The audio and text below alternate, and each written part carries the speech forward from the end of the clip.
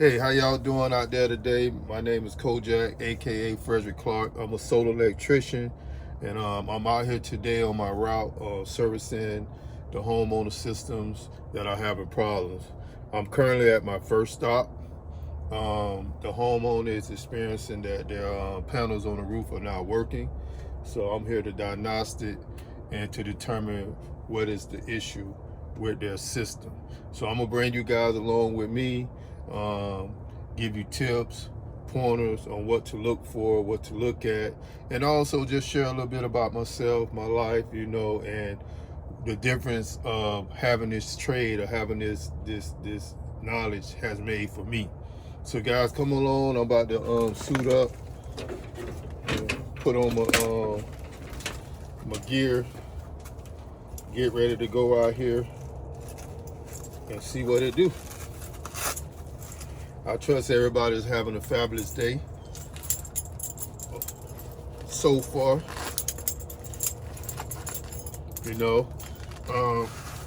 I've been doing solar work for the past 6 years and some change. Originally, I did commercial electric, so that's really, my background as an electrician. I've been doing electrical work for over 10 years. Well, over 15 years to be exact. But I got introduced to solar by chance. I was actually working for a company, and they laid us off. So in that process, I began to look for other work. Well, it really wasn't hard for me. I just went ahead and applied back to the temp agencies and just started back working. There's always a demand for electricians. So as long as you know this trade, you really ain't gonna have no problem provide for your family. So, and in the process, I put my application out on ZipRecruiter. So I found that even though Indeed and no big platform was good, at that time I always got better responses from ZipRecruiter. So I put my application out there on ZipRecruiter, and end up getting an interview from Urban Solar. So they end up bringing me on, and I liked it. It was something new, but it was still the same thing. The electrical aspect of it was a little bit more easier than the commercial. It was less strenuous. You didn't have to wear all this gear and stuff like you do when you're doing commercial work. So, and then I actually liked it. I was learning about solar, which was, is becoming the way of the future. So I was excited. So I was 10 toes down out here getting it. So now I'm like certified in all the major solar systems, all the inverters. I'm certified in Enphase, Tesla, Solar Edge, SMA, LG, SunPower, and those just a couple of the top companies that are out there now. Most of their systems are the same. You have the AC systems, and then you have the DC system. So it just depends on what the customer is looking for and what their budget is. So some of the systems, some are expensive, some are affordable, some are less expensive. So it just depends on your needs and what you're trying to achieve with your energy in your home. So let me bring you guys along. I'm about to go over to the combiner panel and take a look. So come on along with me real quick.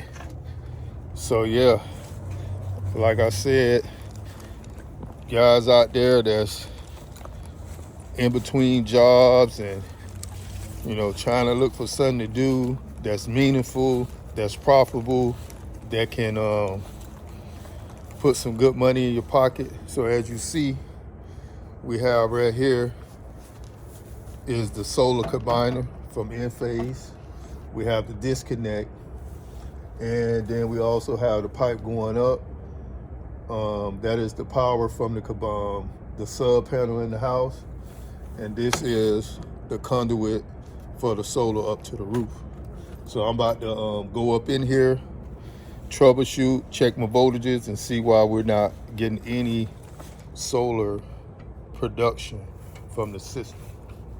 So don't mind me. I'll have my back turned for a little bit, but hopefully you can hear me, and I can explain to you what I'm doing. So the first thing I'm gonna do, come here, make sure the lights are on. If the lights are on, then I know we got at least some power. So as you can see, we have all 3 green lights on, which is an indication that the system is actually working and is normal, right? But those green lights can still be on if the panel is only getting 120, but it would need the 240 to work effectively. So that means a fuse can be blown in the disconnect. One of the fuses can be blown, but it's still giving enough power that those lights would be on. So I'm gonna check the voltages. I'm gonna go through that process, elimination, before I go up on the roof to see what's going on up there. So hopefully we can find the issue here and resolve it.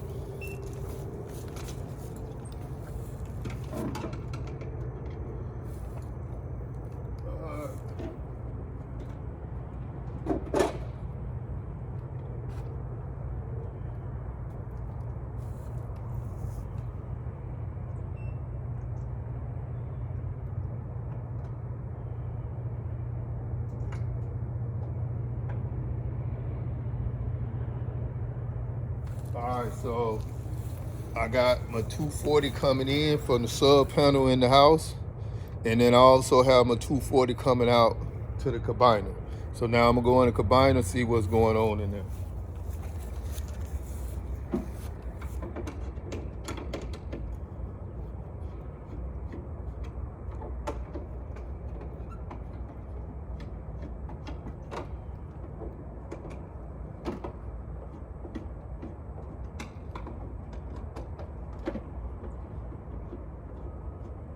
Okay, if you're wondering what this little blue box is right here, so all solar systems need some type of signal, either Wi-Fi, cellular kit, or something to that effect. So the blue box on the inside of here is what we really use for backup in case the system go offline. So that's a cell kit, but it only reports every 6 hours.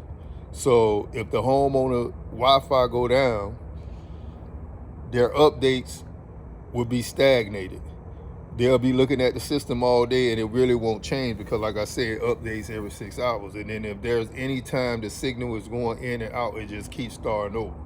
So even though they keep you online, so that way the in-phase company, if the homeowner happen to call them, they can always go into the get into the system because it does have a signal and they can troubleshoot it from off location. But when there's an issue where they can't solve off location, they recommend that someone come out to troubleshoot it into diagnostic. Give me a second.